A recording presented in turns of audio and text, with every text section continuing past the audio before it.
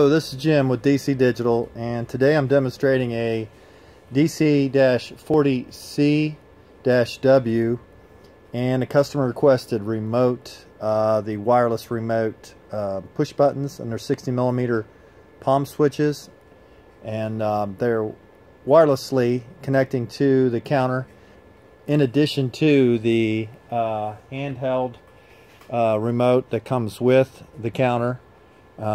So simply push 1 for increment, -1 for decrement, and then you could set the counter by pushing the set button, and then it'll start to increment up and then quickly increment up to give you a set value. So just hit it again, and that gives you a rough set value, and then you can decrease or increase the set value, and then also zero the count.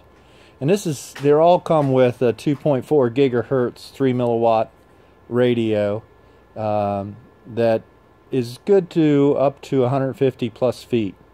The standard handheld controller, which this is, comes with the belt clip and a 9-volt battery that we recommend changing once a year.